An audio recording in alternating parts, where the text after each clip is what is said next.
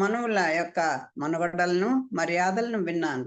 మన్వంతరంలో విష్ణువు తిరిగిన తీరును తెలుసుకున్నాను. పోయిన కల్పాంతంలో ద్రవిడ దేశాన్ని పాలించిన సత్యవ్రతుడనే రాజు విష్ణువును సేవించి తత్వాన్ని తెలుసుకున్నవాడే సూర్యునికి పుట్టి వైవస్వతుడనే నామంతో మనువయ్యాడు కదా. అతడికి ఇక్ష్వాకుడు మొదలైన 10 మంది కొడుకులని చెప్తారు. వారి వంశం ఏ రీతిగా ప్రవర్తిల్లింది, వారిలో వెనుకటి వాళ్ళని గురించి, ఇప్పటి వాళ్ళని గురించి, పుట్టబోయే వాళ్ళని గురించి దయతో నాకు విశదీకరించు. అది ఆ మనువయ్యాడు. అతనికి ఇక్ష్వాకుండు ఆదిగా 10 కొడుకులు గలరండ్రు పరంగా వారి వంశం ఏ రీతి వర్తించే, ఎలా ప్రవర్తిల్లింది ఆ వంశం అంతా. వారిలోన చనిన వారిని, జొన్ను వారిని, జనెండు వారిని, ఆ వెళ్ళిపోయిన వాళ్ళని, ఉన్న వాళ్ళని, రాబోయే వాళ్ళ గురించి కూడా నాకు దయతో చెప్పు. అన్ని విషయాలు తెలిసినటువంటి మహానుభావులు కదా, అంచేత రాబోయే వంశాన్ని గురించి కూడా చెప్పమని అడుగుతున్నారు. అంటే ఆ సుఖమహర్షి యొక్క గొప్పతనం దాన్ని బట్టి మనకి తెలుస్తుంది కదా. చెవులారు నేడు వినియదా రవి వంశము నందున్గలుగు రాజుల కీర్తుల్ వివరింపు వరుస తోడను భువిన్ పుణ్యుల కీర్తి వినినన్ పుణ్యము కాదే. మనీంద్ర, సూర్యవంశరాజుల కీర్తులను నేడు నేను చెవులారా వింటాను. నీవు వరుసగా వివరించు. లోకంలో పుణ్యాత్మల చరిత్రలు వింటే పుణ్యం కలుగుతుంది కదా. అంచేత నువ్వు ఎక్కడా తగ్గించేయకుండా పూర్తిగా వరుసగా చెప్పుకుంటురా అని అడుగుతున్నారు. అని పలుకుగా శుకుడు ఇట్లా అన్నాడు. వైవస్వతమును వంశ కథనము, వైవస్వతమును చెప్తున్నారు. వినుము. మనువు కులము 1000 వినుము. మనువు కులము 1000 పరంగా విస్తరించి పలుకరాదు. నాకు తోచినంత నరనాథ బేగంబ వేరుంక పడంగా ప్రీతి నేర్పరింతు. ఎవరు కూడా చెప్పేస్తాను అనరు. ఎన్నోసార్లు మనం చెప్పుకుంటాం. పెద్దలే అంటే మనం తెలిసిన విషయమైనా సరే ఏదో తోచిందని చెప్పాను అది అన్న తెలిసింది కూడా ఏమవుదండి. మహానుభావులకు కూడా సాధ్యం కాదు. అందుకే వాళ్ళు అలా చెప్పుకుంటారు. భగవతత్వాన్ని ఎవరు పూర్తిగా సంపూర్ణంగా చెప్పగలరు? వినుము. మనువు కులము 1100 అది ఒక 1000 సంవత్సరాలు, ఇంకా వేల సంవత్సరాలు చెప్పుకున్నా కూడా ఎవరికి కూడా చెప్పడానికి సాధ్యమైనటువంటిది కాదు ఆ మనువుల వంశ వృత్తాంతం. అంచేత నాకు తోచినంత నర్నాథ బేగంబ ఎరుంక పడంగన్ ప్రీతి నేర్పించు. ధ్వని పూర్తిగా వివరంగా తెలిసేట్టుగా నాకేదో తోచినట్టుగా నాకు తెలిసినంత వరకు నీకు చెప్తుంది. ఎలా నేర్పిస్తాట? ప్రీతి నేర్పించు. ఆ ప్రీతి, ప్రేమ ఉండాలి. ఏ విషయమైనా చెప్పాలన్నా వినాలన్నా కూడా దాని మీద నమ్మకము, ప్రీతి ఉంటేనే మనం వినగలం. ఓకే, 1 minute వస్తుందా? సరే, నీకు వివరంగా చెప్తాను, ప్రీతిగా చెప్తాను అంటున్నారు శుకులు వారు. వైవస్వత మనువంశ కథనము, అదే కథ చెప్పుకున్నాం. ఈ మనువంశం కుల యొక్క ఆ పరిపాలన గురించి ఎవ్వరు కూడా ఎన్ని సంవత్సరాలు, 1000 సంవత్సరాలు చెప్పినా కూడా దాన్ని ఎవరికి చెప్పడానికి సాధ్యం కాదు. కానీ నాకు తోచినంత నేను ప్రీతిగా చెప్తాను. ఎక్కువ తక్కువల పొడవులకెక్కటి మొదలైన పురుషుండింతయుంచడన్ తానొక్కండు కల్పంతమున అక్కజమై నిల్చే విశ్వమతండై యుంటన్. శ్రీహరి ఒక్కడే స్థూలమైన సూక్ష్మమైన ప్రాణులకు అంతరాత్మ, ఆది పురుషుడు. అతడే విశ్వమై ఉండడం వల్ల కల్పాంత సమయంలో సమస్తము లయమైన తానొక్కడే ఏకాంతంగా నిలిచినాడు. ఈ సృష్టి స్థితి లయల కారకుడు శ్రీమన్నారాయణుడు ఒక్కడే కనుకే ఆయన ఒక్కడే ఉన్నాడు. ఎందుకంటే స్థూల దశలను సూక్ష్మ దశలో కూడా, సూక్ష్మ దశ అంటే ఏంటి? ప్రళయకాలంలో ఈ చరాచర ప్రపంచం అంతా కూడా ఆయనలో దాగి కాపాడుతాడు కనుక, తర్వాత సృష్టి చేశాక స్థూల రూపాన్ని ఇస్తాడు కనుక, వీటన్నిటికీ ఆయనే కనుక ఈ కల్పాంతంలో కూడా ఆయన ఒక్కడే ఉంటాడు. భూమీశ అమ్మహాపురుషుని నాభిమత్యంబున బంగారు కెందమ్మి మొలిచే ఆ తమ్మి పువ్వులో నట మీదంతనయంత 4 మోములు నలువ పుట్టే ఆ బ్రహ్మ మనమున నట మరీచి జనించే కశ్యపుండతనికి కలిగే అంత ఆ కశ్యపునికి దక్షాత్మజ అతిథి కొమరుండి చింకటి కొంగవడమే జలజ బంధుని పెండ్లాము సంజ్ఞయందు శార్థదేవుండు మనవు సంజాతుండయ్యే మనవునకు శ్రద్ధ ఎనేడి మగువయందు పదురు కొడుకులు కలిగిరి భద్రయసులు. అదిగో మరి ఆ మనుకి అదేంటి ఒక 10 మంది కొడుకులు కలిగారని చెప్పావు కదా, అదేమిటో చెప్పమని కదా అడిగాడు, అందుకని చెప్తున్నారు. ఓ మహారాజా, ఆ మహాపురుషుని ఇప్పుడేమిటి ప్రళయకాలంలో ఈ నారాయణుడు ఒక్కడే ఉంటాడు. ఇంకా ఎందుకంటే మొత్తం ప్రళయంలోనూ సృష్టి అయిన తర్వాత కూడా ఆయనే శరీరధారిగా ఉంటాడు కనుక ఈ జీవులందరినీ కూడా తనకి శరీరంగా ధరిస్తాడు కనుక శరీరాన్నే కనుక ఆయన ఒక్కడే ఉన్నాడు ప్రళయకాలంలో అని చెప్పారు. ఇప్పుడు అలా ఉన్నటువంటి స్వామి సృష్టికి మొదలు పెట్టేసరికి ఆ మహాపురుషుని బొడ్డు నడుమ నుంచి స్వామి యొక్క నాభిలోంచి ఒక ఎర్రని బంగారు తామర పువ్వు మొలిచింది. మనం వెనక కూడా ఈ బ్రహ్మ పుట్టడం, ఆయన ఆ ఎక్కడి నుంచి తాను వచ్చానని చెప్పి బయలుదేరడం, ఆ తామర తూడు ఆ కాడ నిండా వెళ్ళడం, తనకి ఇంకా సహజంగా మళ్ళీ తిరిగి రావడం, ఇవన్నీ మనం చదువుకున్నాం. ఆ మహాపురుషుని బొడ్డు నడుమ ఎర్రటి బంగారు తామర పువ్వు మొలిచింది.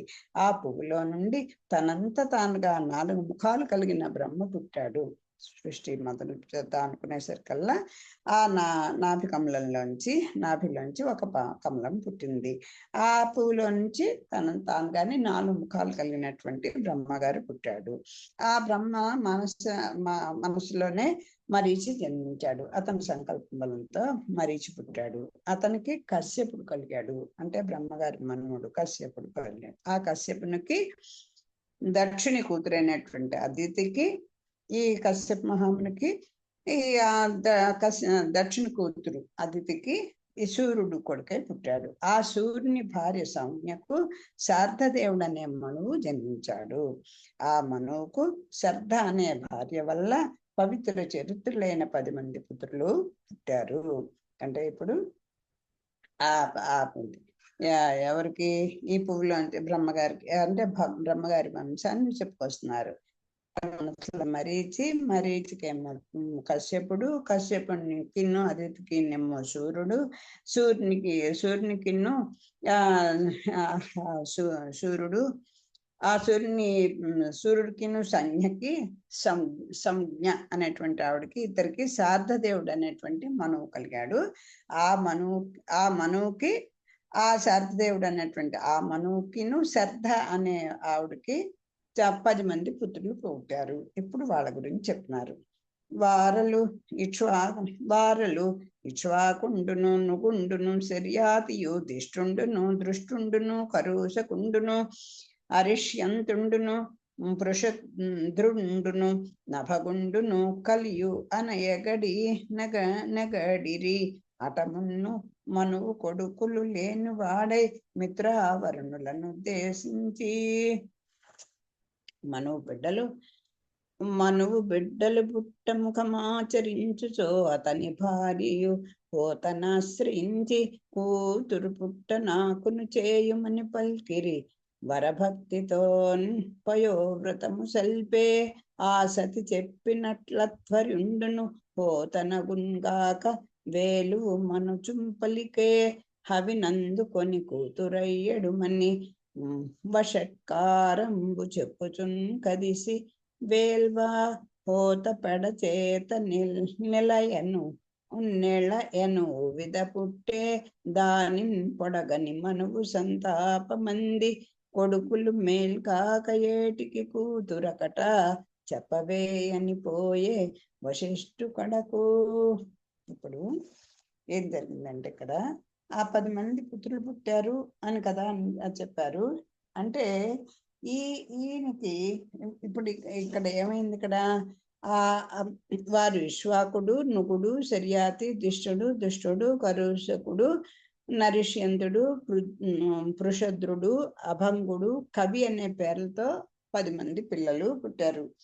ఎవరికి? శ్రాద్ధదేవుడికిను శ్రద్ధ అనే వాళ్ళకి కదా, ఆవిడకిను పుడితే అన్నట్టు. అంతకు ముందు మనువు కొడుకులు లేని వాడై మిత్రావరుణులను కూర్చి యాగం చేశాడు. అంతకుముందు మనువు గారికి పిల్లలు లేకపోతే ఈ మిత్రావరుణులని కూర్చి ఇద్దరిని కూర్చి యాగం చేశాట. మనువు బిడ్డల కోసం యాగం చేసేటప్పుడు అతని భార్య హోతను ఆశ్రయించి కూతురు పుట్టేటట్లు చేయమని కోరి పరమ భక్తితో పాల వ్రతాన్ని చేసింది. ఆమె కోరినట్లుగానే అధ్వర్యుడు అట్లాగే అగుగాక వేలుమని హోతతో చెప్పాడు. ఆ విధంగానే హోత యజ్ఞకుండాన్ని సమీపించి అవిస్సును అందుకొని కూతురు కలుగుగాక అని వషత్కారం చెప్తూ వేల్చినాడు. హోత చేసిన విపరీతమైన చేష్ట వల్ల కొడుకైతే మేలు గాని కూతురు ఎందుకు అనుకుని వశిష్ఠుని దగ్గరకు వెళ్ళి ఇలా అన్నాడు. ఏమైంది? ఈయన బిడ్డల కోసం యాగం చేస్తుంటే ఆవిడకేంటి, ఆడపిల్ల పుట్టాలి అని కోరుకుంటోంది ఆవిడ. ఎవరు? భార్య. అవి పెట్టి ఆవిడ ఒక పయోవ్రతాన్ని, పయో అంటే పాలు కదా, పాల వ్రతం అంటే దాన్ని పాల వ్రతాన్ని చేసింట ఆవిడ చాలా భక్తితో. ఎవరు? భార్య. చేసి ఆవిడ వెళ్ళి ఆ యజ్ఞం చేసేటువంటి హోత వీళ్ళు ఉంటారు కదా, వాళ్ళతోటి చెప్పింట, నువ్వు ఎలా అయినా సరే నాకు ఆడపిల్ల పుట్టాలి నాని అలా దాంతో ఆ యజ్ఞం చేయమని అడిగింట భర్తకు తెలియకుండా. అడిగేసరికి వాళ్ళందరూ అలాగే అన్నట్ట. అలాగే బ్రేల్చు ఆ హోమంలో అని ఆయనకి చెప్పాడు. హోతాను అక్కడ ఇంకోళ్ళు ఉంటారు కదా ఆ యజ్ఞం చేసేవాళ్ళు, వాళ్ళు యజ్ఞకుండాన్ని సమీపించి అవిస్సును అందుకొని కూతురు కలుగుగాక అంటూ ఆ యజ్ఞ ప్రక్రియ ప్రకారంగా ఏదో కోరికతో పాటు కదా యజ్ఞాలు ఇవి చేశారు. అలాగ దీనికోసాన్ని వాళ్ళు అలా చేశారట. ఆవిడ మాట ప్రకారం చేసేసరికల్లా ఈ హోత చేసినటువంటి ఈ విపరీత చేష్ట వల్ల ఏమైంది, కూతురే పుట్టింది. పుట్టేసరికల్లా ఈ రాజుగారికి చాలా బాధ వచ్చేసి కొడుకు అయితే మేలు కానీ కూతురు ఎందుకు అనుకొని మళ్ళీ పోయి వశిష్ఠుల దగ్గరకు వెళ్ళారు. ఏమండి, మిమ్మల్ని ఏదో ప్రార్థిస్తే మీరు ఇలా చేస్తారా అని అనుకొని చెప్తున్నాను. అయ్యా, కొడుకుల కొరకై యాగముని నేను చేయంగా యాడుదేల పుట్టెను మీ అందటి వారి కొండు మేరయున్ కలదే. అయ్యా, నేను కొడుకుల కోసం నీ అనుమతితో ఈ యాగం చేస్తే ఈ ఆడకూతురు ఎందుకు పుట్టింది? మీలాంటి వారి వల్ల ఈ అక్రమం జరగవచ్చా?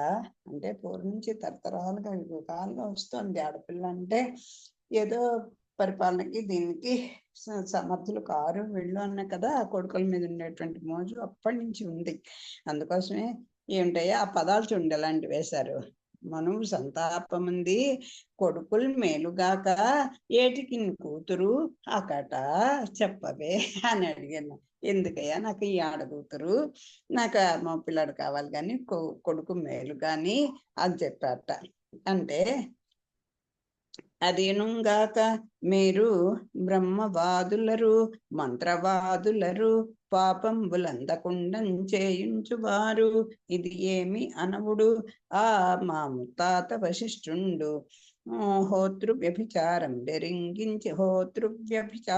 వెరింగించి మనోనకిట్లనియే. అది ఇప్పుడు ఆ యజ్ఞాలు చేసేటప్పుడు కూడా కరెక్ట్ గా కనుక మనం ఉచ్చారణ దోషాలున్నా కూడా లేకపోతే సంకల్ప దోషాలున్నా కూడా అలాగే జరిగిపోతాయి. ఆ రాజుగారు చెప్పింది ఒకటైతే వీళ్ళు హోమం చేసింది వేరే ఒక కోరికతో కదా, ఆ రాణి గారి కోరిక వాళ్ళతో చేసింది కనుక ఓహో ఇలా జరిగిందని ఆ వశిష్ఠుల వారు తెలుసుకొని మనుతో ఇలా చెప్తున్నారు. అధిప సంకల్ప వైషమ్యమగుట చేసి హోత కల్లతనంబునగు విధగలిగే అయినన్ కలిగింతు నీకున్ ప్రియాత్మజుని నీవు మెచ్చంగా చూడు నా నేర్పు బలిమి. ఓ రాజా, సంకల్పాన్ని వ్యతిరేకంగా జరగడం వల్లను హోత చేసిన మోసం వల్లను కూతురు కలిగింది, అయినా విచారింపవలసిన పని లేదు. నా నేర్పుతో నీవు మెచ్చేటట్లుగా కొడుకును కలిగిస్తాను చూడు అని చెప్పారు. అంటే ఋషులు కూడా తొందరపడే ఇలాంటివన్నీ చేస్తారా అని తర్వాత కథని బట్టి మనకు అనిపిస్తుంది. మరి భగవత్ సంకల్పాన్ని బట్టి నడుస్తూ ఉంటాయి అని పలికి భగవంతుండగు వశిష్ఠుండు కీర్తి తత్పరుండు గావున మనువు కూతు మగతనంబు కొరకు ఏకచిత్తమున ఆది పురుషుండగు హరిన్ పొగడిన పరమేశ్వరుండు మెచ్చి తపసి కోరిన వరం విచ్చే అది నిమిత్తంబుగా ఇలా కన్యక సుమధ్యుండను కుమారుండై రాజ్యంబు చేయుచు. ఈ వశిష్ఠుల వారిని ఎప్పుడైతే ఈ రాజు అడిగాడో, కొడుకైతే మంచిదంటే నువ్వు కంగారు పడకయ్యా, నీకు ఈ అమ్మాయినే కొడుకుగా చేసేస్తాను అన్నాడు వశిష్ఠుల వారు. ఆయన కూడా భగవంతుడిని హరిని మెప్పించాడు. ఆయన్ని మెప్పించి ఆ భగవంతుని ద్వారా వరాన్ని పొందాడు. ఏమని, ఈ కన్య మగ పిల్లాడుగా అయిపోయేట్టుగా. ఆయన ఇలా అనేటువంటి పేరుగా ఆడపిల్ల పుట్టింది, ఆ యజ్ఞంలోంచి వచ్చింది. వస్తే ఆ ఇలా కన్యని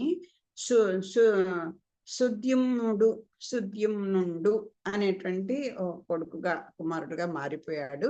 మరి కొడుకు పుట్టాడు కనుక ఆయనే రాజ్యాన్ని చేస్తున్నాడు. ఈ అమ్మాయే మోపిల్లాడుగా మారిపోయింది. ఆయనే సుద్యుమ్నుడు. ప్రొద్దువో కొకనాడు పోయి పేరడవుల వెంట వేటాడుచున్ బెట్కతోడా కొందరు మంత్రులు కూడా రాసైంధవం పైన గుర్రం నెక్కి అందమైన పలువెల్లున్ క్రొవ్వాడి బాణంబులు దాల్చి పెనుమెకంబులన్ వెంట బిరుసుతోడా ఉత్తర దిశను మహోక్రుండై చని మేరు పొంతన్ కుమారవనమున్ చేరే అందు మహేశుండు శివయునిపుడు రతి సలుపుచుండు రందున్ చరంగన్ బోవ ఆడుదయ్యన్ రాజు రాజాను చెరులున్ పడతులైరి తదస్వంబు బడబ అయ్యే. ఇంకా ఎట్లా తమాషగా భగవంతుని లీలలు చూస్తుంటే అంత ఒకసారి ఆశ్చర్యం కూడా వస్తుంది. ఈంట ఒక రోజున వశిష్ఠుడు మనో కూతురు మగతనం పొందడం కోసం ఏకాగ్ర చిత్తంతో ఆది పురుషుడైనటువంటి శ్రీహరిని స్తుతించాడని చెప్పుకున్నాం కదా. ఆ శ్రీహరి మెచ్చాడు, ఆ ముని కోరికని పరంగా అనుగ్రహించేశాడు. ఆ కారణంగా ఆ ఇలా అనేటువంటి ఆ కన్య సుద్యుమ్నుడు అనేటువంటి కుమారుడుగా మారిపోయాడు. ఆయనే పరిపాలన చేస్తున్నాడు. ఇంతవరకు మనం చదువుకున్నాం. ఆయనతో ఒక రోజు ఏమైంది, పొద్దుపోక కొందరు మంత్రులు ఏమి ఆయనకేం తోచగా సరదాగా అలా వేటాడడానికి బయలుదేరాట. కొందరు మంత్రులు వెంటరాగా ఉత్తమ జాతి గుర్రాన్ని ఎక్కి, ఆ గుర్రం పేరు కూడా చెప్పారు కదా, సైంధవం అనేటువంటి ఒక గుర్రాన్ని ఎక్కి గొప్ప విల్లుని పెట్టుకొని వాడి బాణాలను పట్టుకొని కారడవుల్లో వేటాడడానికి బయలుదేరారు. ఈ రాజులకి ఒక హాబీ అదే కదా, ఎప్పుడు ఖాళీ ఉంటే అప్పుడు అలా వినోదంగా వేటాడడానికి వెళ్ళిపోతారు. అతడు శౌర్యంతో క్రూర జంతువులన్నీ వేటాడి ఉత్తర దిక్కుగా వెళ్ళాడు. ఒక మేరుపర్వతం దగ్గర ఒక కుమారవనం అనేది ఉన్నది, దాని దగ్గరికి చేరారు. ఆ కుమారవనం ఏంటి, పార్వతీ పరమేశ్వరులు ఏకాంతంగా అనుభవిస్తూ వాళ్ళు విలాసాలని పొందుతూ విహరిస్తూ ఉంటారు. వాళ్ళు రతి క్రీడల్లో ఉంటారు. వాళ్ళు ఆ వనంలో కాలు పెట్టేసరికల్లా రాజుగారు, ఆ వెంట వచ్చిన మంత్రులు, తర్వాత పరివారము, ఆఖరికి ఆయన గుర్రము అన్నీగా ఆడతనం పొందేశాయట మొత్తం.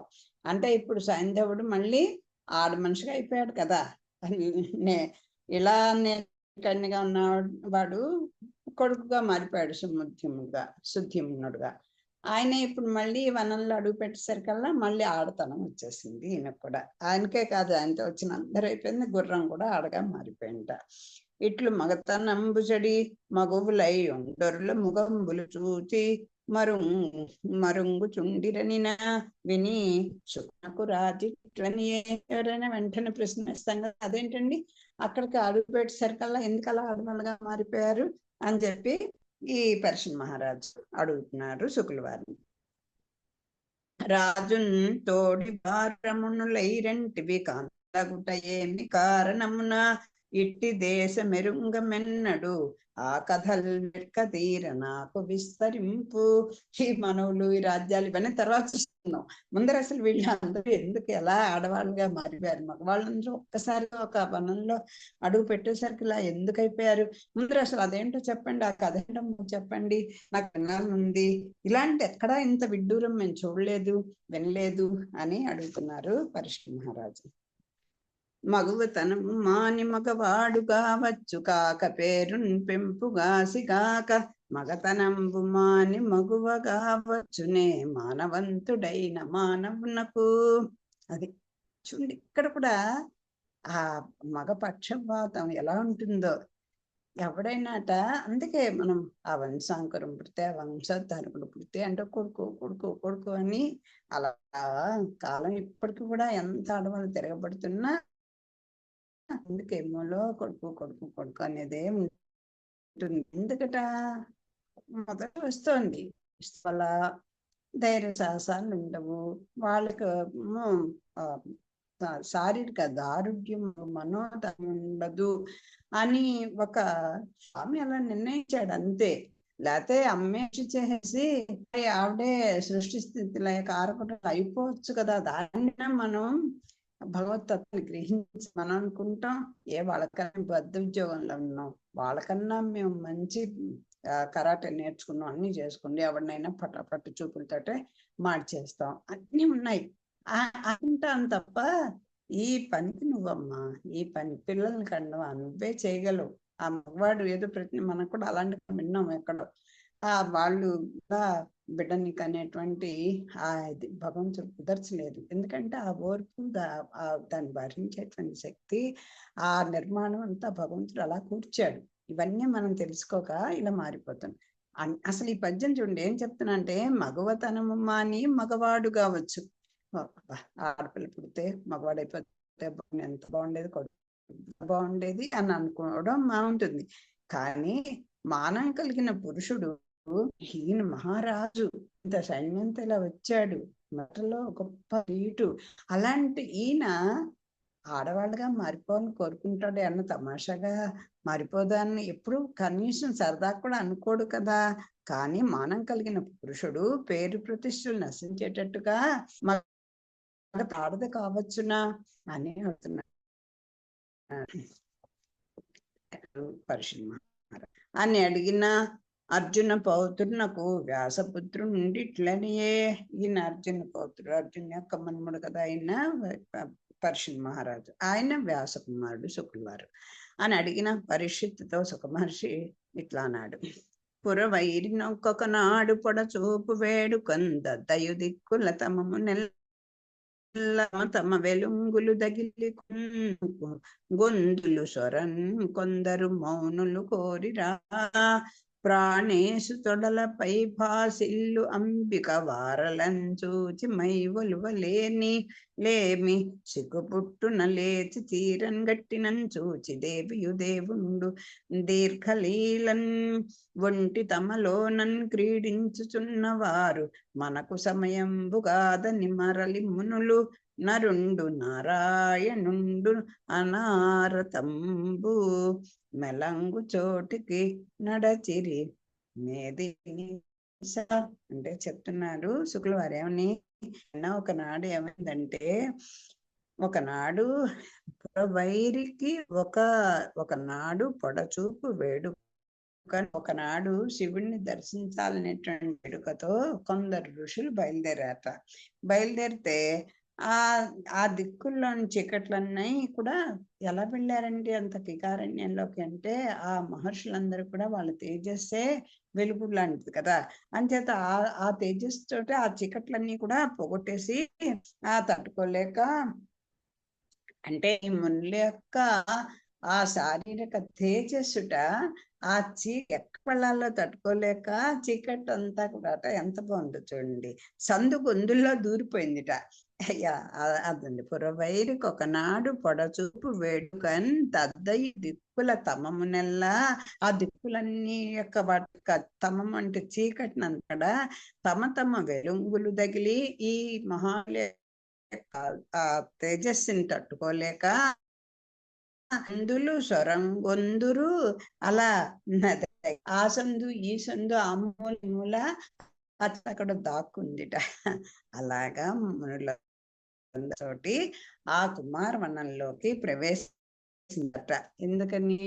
ఆ శివ పార్వతిని దర్శించాలని.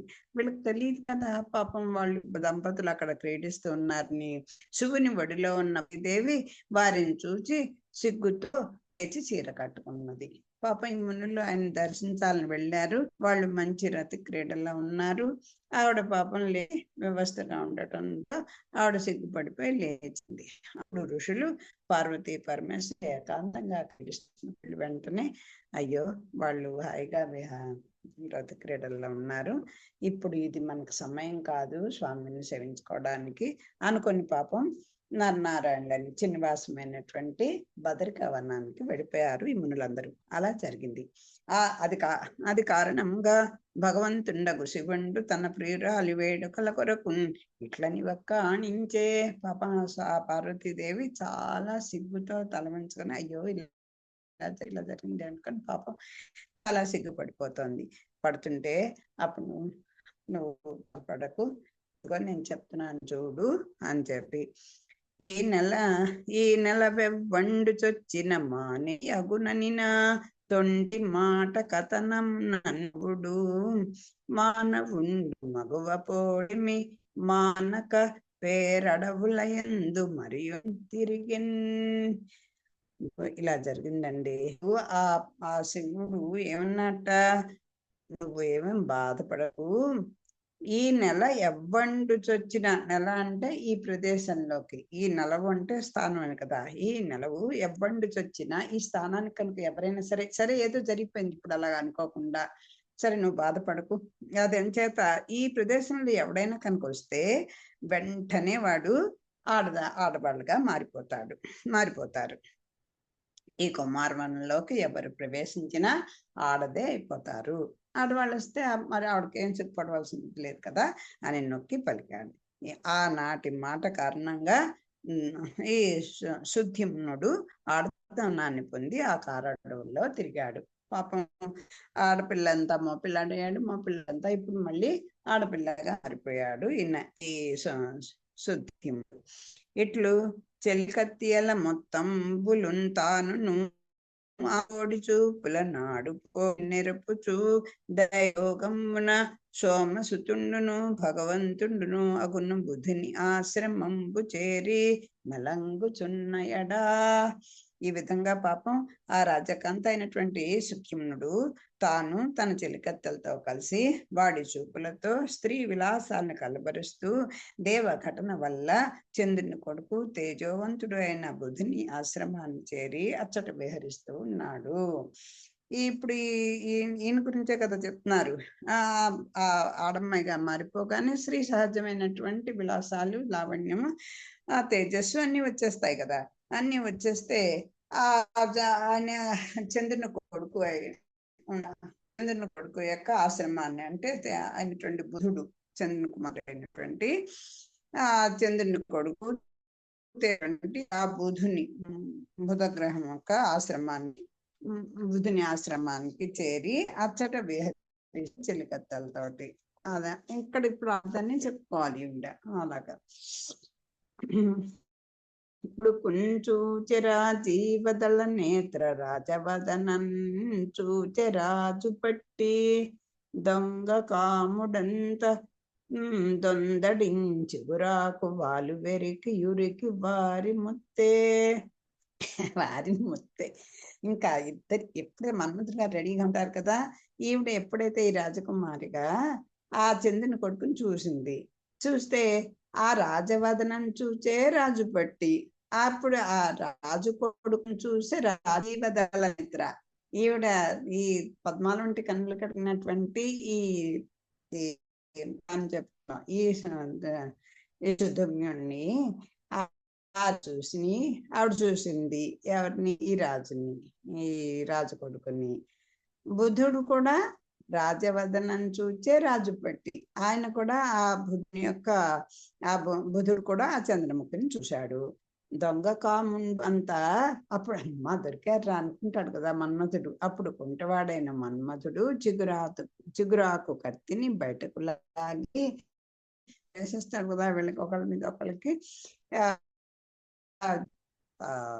అంకాలని. అందుకని బయటకు లాగి సందడి చేస్తూ వారి మీద ఊరికి దాడి చేశారు. ఇట్లరు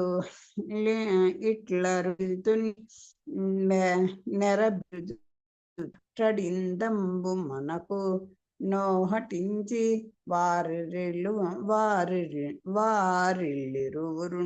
పైబడి వేడుకలకున్న వారలకున్ పురూర ఉండను కుమారుండు పుట్టే అవ్విధంబున.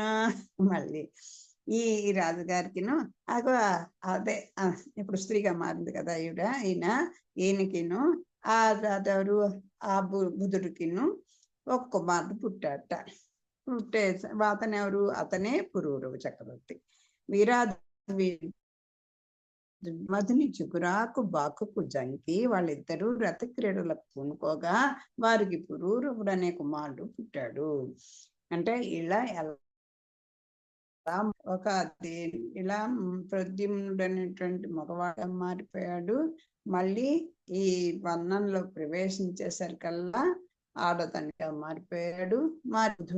బుధుడిని ప్రేమించింది. వాళ్ళిద్దరికి బుధుడికిను ఈ స్త్రీగా మారినటువంటి ఈ నేలకిను ఇద్దరు ఇలాకి ఒక కుమారుడు పుట్టాడు. ఆయనే పురూరవుడు. మనుషుతుండు కండు మగనాలితనమున్న కొడుకున్ గాంచి విసిబి కుండి చింతన్ పొంది గురు వశిష్ఠుని భావించే అతని తలంపుతో నాతడే. అయ్యో, ఇంకా ఈ మను గారి చూడాలి. ఇలా ఆ మను కుమారుడు ఆడుతో కొడుకును కన్ని విసిగి వేసారి వశిష్ఠుని తలుచుకున్నంతలో ఆయన ఏమిటి ఇలా జరుగుతుంది, ఏదో కొడుకయ్యాడనే సకలంగా మారిపోవడం ఏంటి, మళ్ళీ ఇలా చెప్పడం ఏంటి అని మళ్ళీ ఆ వశిష్ఠుల వారి దగ్గరకు ఆయన తలుచుకున్నాడు. వచ్చి శుద్ధ్యం నుండు మగవాడగు కొరకు అమ్ముని పుంగవుండు శంకరునారాధింప ఈశ్వరుండును తపసి ప్రయామునకు సంతసిల్లి ఇట్లనియే. అట్లా వచ్చి శుద్ధ్యం నుండు మగవా కావడం కోసం ఆ ముని శ్రేష్ఠుడు శివుడు పూజించాడు. మళ్ళీ ఈ వశిష్ఠుల వారు పాపం మరి ఆయన మళ్ళీ ఆడదానిగా మారిపోయాడా, సరే నేనే చూస్తానని వెళ్ళి ఆయన శివుడిని ప్రార్థించాడు. ఆ శివుడు పాపం బోళాశంకరుడు కదా, మళ్ళీ అతన్ని శివుడు ఈ యొక్క పూనిక వారికి సంతోషించాడు. నాడిన మాట నిజము కాదన్మౌనికి ప్రీతిగా చుండు నెలవో నెలం పురుషుండై మాసంతరం బై ఈ గతి వీడు పార్మట మర భూమిన్ తాన రక్షించుచున్ పొమ్మని నన్ వచ్చ వశిష్ఠుండు ఆశుతుండారీతి రత్యస్తుడై. మళ్ళీపోయి ఆ పరమేశ్వరు దగ్గరికి శంకరుడు ఏం చెప్పాట, నాయన మనం నాడిన మాట నిజమాన్ తన్మౌనికి ప్రీతిగా మనుచుండు నెలవో నెలన్ పురుషుండై మాసాంతరం బైనన్ కామిని అయి ఈగా ఇలాడు. అంటే ఏం చెప్పాడు, తాను ముందు చెప్పిన పొల్లుడా నేను ఏదో అనేసాను కదా అన్న మాటని నేను తీసుకోలేను, కాకపోతే చిన్న సవరణ చేస్తాను. తను ముందు చెప్పిన మాట పొల్లు పోకుండాను ఆ మునికి పాపం వశులంతటి వారు వచ్చి తను ప్రార్థిస్తే ప్రీతి కలగకుండా ఎలా ఉంటాడు, ఆయన మెచ్చి కొంచెం ఏదో ఒకటి చేయాలి కదా. అందుకని ఆ మునికి ప్రీతి కలిగేటట్లుగాను పరమేశ్వరుడు అనుగ్రహించాడు. ఏం చెప్పాడు, ఈ శుద్ధ్యుమ్నుడు ఉంటాడు, ఒక నెల ఆడగా ఉంటాడు. ఈ మారుపాటు పెట్టి కాపాడుతాడు. ఇదిగో ఈ రాజ్యం వెళ్తూనే ఉంటాడు, కాకపోతే ఒక నెల ఆడదానిగా ఉంటాడు, ఒక నెల మగవాడుగా ఉంటాడు అని చెప్పి రాజ్యాన్ని కాపాడుతాడు, నువ్వేం బెంగపెట్టవు అని చెప్పేసి పంపిస్తేస్తే వశిష్ఠుడు తిరిగి వచ్చేసాడు. ఆ రీతిగా అతను సుద్యుమ్నుడు రాజు.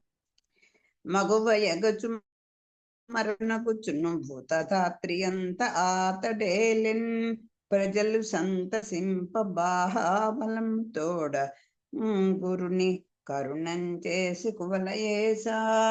ఇంకా ఓ రాజా, గురువు కృప వల్ల ఆడుతనం పొంది మరలా మగవాడుగా మారి సంతోషించేటట్టుగా తన భుజబలంతో భూమిని పరిపాలించాడు. ఈ పురూరవుడే పాపం ఆ రకంగా ఒకసారి ఒక నల్ల ఆడదానిగా ఒక మగవాడుగా రాజ్యాన్ని పాలిస్తూ అందరినీ సంతోషపెడుతున్నాడు.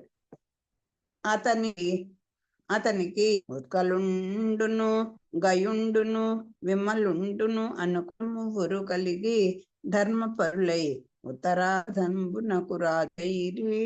ఈ పురూర చక్రవర్తికి ముగ్గురు కొడుకులు కలిగారు. ఎవరు? గయుడు, విమలుడు, ఉత్కలుడు గయుడు ముగ్గురు కొడుకులు కలిగి ధర్మపరులై ఉత్తర దిక్కులోని భూములన్నిటికీ కూడా వాళ్ళు రాజులయ్యారు. ఈ సుద్యుమ్నుడు ఉన్నాడు కదా, ఆయనకే కదా కలిగారు వీళ్ళు ముగ్గురు.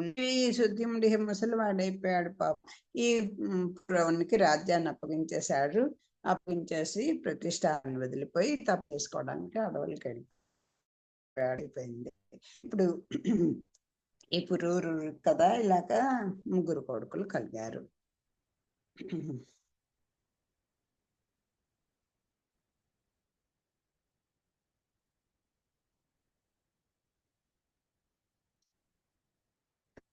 కొడుకు శుద్ధిముండు ఘోరాటవులకేకి వందుచు మనోవు వైవస్వతుండు తనకు బిడ్డలు కల్గంతపమాచరించెను గూర్చి 100 ఏండ్లు.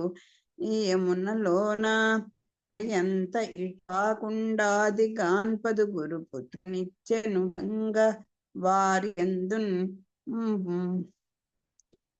వృషద్రాక్యుండను పాల ధర్మంబులు వలయన్ భూని పశుల కదుపులన్ గాచుచు బలు మొగిళ్ళు వచ్చిన రేయి జోరున వాన మంద విడిపించునే మరకయుండే అడవిన గమ్ములు సొరకుండ నరసి కొనుచు.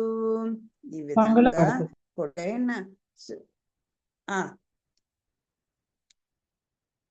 స్వస్తిప్రాప్య పరిపాలయతాన్యాయేన మార్గేణ మహిమహి సాహకో రామనేభ్యః స్వస్తిశ్చోకాసమస్తాస్కునో భవంతు మంగళం కౌసలేంద్రాయ విఘ్నాత్యే చక్రవర్తి తనూజా సర్వమంగళం. సర్వం శ్రీకృష్ణార్పణమస్తు. స్వస్తి.